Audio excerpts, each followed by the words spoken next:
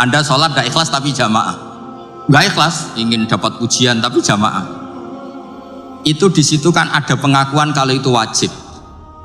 Jadi selalu ada kebaikan dalam kebaikan meskipun tidak ideal. Misalnya Anda jamaah tidak ikhlas, tapi mengekspresikan diri sujud, mengekspresikan diri ruku itu sudah luar biasa. Jadi fahami dengan cerdas. Jangan ada yang berkata Nabi menikah, mau teladani Nabi, itu orang bodoh dan orang sombong. Bodoh karena dia tidak tahu ini bukan tempat meneladani, dan sombong karena dia merasa dirinya sama-sama Nabi. Zulaikha itu cantik, cantik banget. Ya pinter goda, sudah cantik pinter goda Zulaikha ini. Yusuf tuh ganteng, perjaka, ya layak digoda. Makanya sama niru susah karena ini butuh layak digoda. Nah ini dengerin betul ini betapa ikhlas itu nomor 2. Yang nomor 1 itu amal itu benar dulu. Assalamualaikum, saya Ibu Wahyu dari Depok. Mau tanya ke Gus Bahak, mau bagi ilmu sakleknya Gus. Dalam ibadah, segala ibadah itu kan tergantung ikhlas. Ikhlas itu kadang hati ikhlas, pikiran enggak. Kadang pikiran ikhlas, hati enggak. Nah itu cara nyingkronin itu gimana Gus Bahak? Makasih. Assalamualaikum warahmatullahi wabarakatuh. Terima kasih Bu ya. Langsung dijawab sama Gus Bahak. Ya ini alhamdulillah ada yang berani tanya ikhlas. Ini semua yang datang juga agak ikhlas.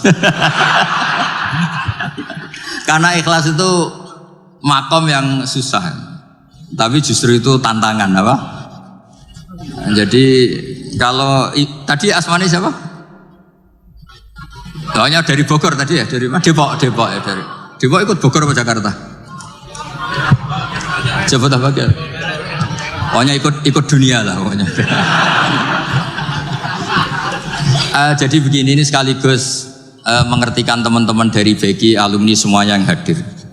Ikhlas itu nomor kesekian. Yang penting protap ibadahnya itu benar. Misalnya gini, Anda sholat gak ikhlas tapi jamaah, gak ikhlas ingin dapat pujian tapi jamaah, itu disitu kan ada pengakuan kalau itu wajib. Jadi selalu ada kebaikan dalam kebaikan meskipun tidak ideal. Misalnya Anda jamaah tidak ikhlas, tapi mengekspresikan diri sujud, mengekspresikan diri ruku itu sudah luar biasa.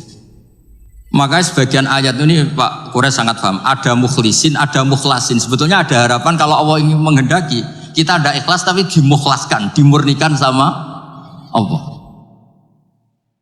Karena berkahnya protap yang benar. Misalnya gini, saya sedekah sama fakir miskin tidak ikhlas, ingin jadi DPR, kayaknya saya ada potongan tapi, atau ingin nyalon bupati, kan tidak ikhlas.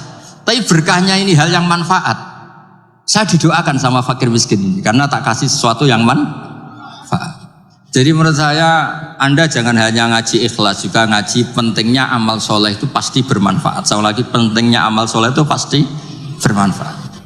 Makanya di Quran tuh sering seorang nabi dipuji innahu min ibadinal mukhlasin, pakai isim maf'ul, yang dimurnikan. Saya lagi mukhlasin tuh yang dimurnikan. Saya beri contoh, tapi Pak jangan tiru, terutama yang muda-muda ini yang masih puber-puber bahaya itu kalau ditiru. Zulaikha itu cantik, cantik banget. Ya pinter goda, sudah cantik pinter goda Zulaikha ini. Yusuf tuh ganteng, perjaka, ya layak digoda. Makanya sama niru susah karena ini butuh layak digoda. Nah ini dengerin betul ini betapa ikhlas itu nomor 2. Yang nomor 1 itu amal itu benar dulu. Sehingga digambarkan Quran walaqad hammat bi. Zulaikha ingin nikmati Yusuf, wa hamma biha. Yusuf sebagai orang normal juga ingin nikmati Zulaikha. Tapi terusannya laula ar-ra'a burhana rabbi. Terus Allah hentikan kadzalika linasrifa anhu su'a wal fakhsha. Ini campur tangan Allah itu nomor 1. Tapi saya kata Allah tetap gak ingin kekasih saya ini ada masalah. Lagi-lagi kita harus selalu berdoa supaya Allah yang menyelamatkan kita. Bukan amal kita, bukan ikhlas kita, bukan semuanya. Kita hanya bergantung ingin diselamatkan Allah. Ini disebut iyyaka na'budu wa iyyaka nasta'in. Kita hanya minta pertolongan dari Allah. Mungkin Nabi Gus sekali. Buatan kersane. Terakhir dinanti doa. Monggo. Baik, ini satu lagi pertanyaan yang sudah masuk ya, yang ringkas dan sudah menghimpun semuanya. Dan sekaligus sebagai kesimpulan dari pertanyaan kita hari ini untuk Gus Baha dan Abi Quraisy. Ya ini Abi Quraisy akhir. Ya ini pamungkas benar ya. Bagaimana cara terbaik kita dalam meneladani Rasulullah zaman now, zaman sekarang?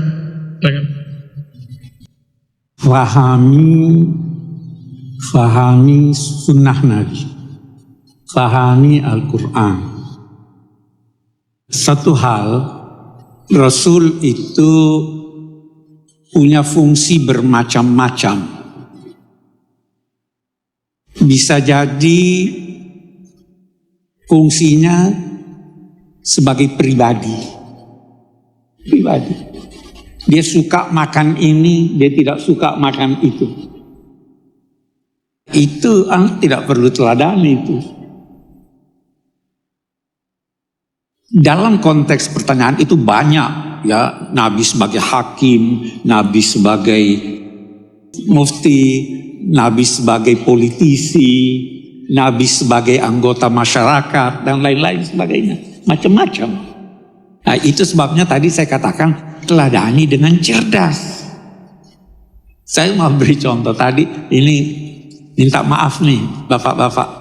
Tadi waktu dari dalam saya tidak pakai sendal, Gus Baha tidak pakai sendal. Ada yang paksa, Pak Quraisy nanti ada beling pakai sendal. Terus ada disodorkan pada saya sendal orang lain, saya tidak tahu. Tolong itu dilihat tuh nanti, ya toh.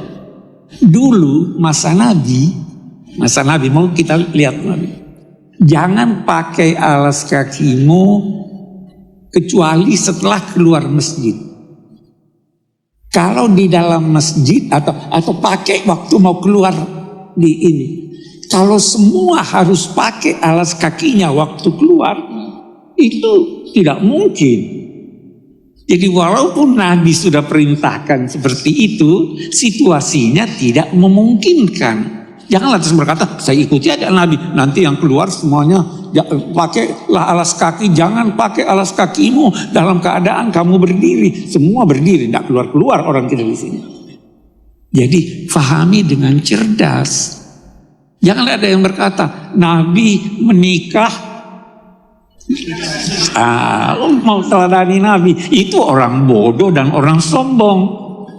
Bodoh karena dia tidak tahu ini bukan tempat meneladani. Dan sombong karena dia merasa dirinya sama-sama Nabi.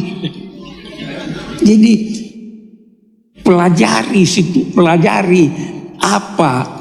Satu contoh lagi yang lain saya beri. Soal Nabi terkadang berfungsi sebagai hakim, terkadang berfungsi sebagai mufti.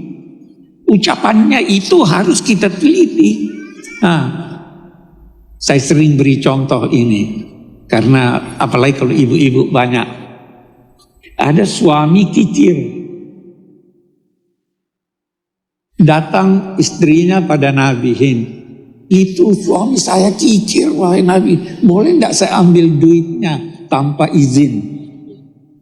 Nah, bagaimana ini? Nabi jawab, ambillah asal wajar. Mencuri atau tidak itu? Nah, persoalan yang dibahas, ini fatwa atau ini ketetapan hukum?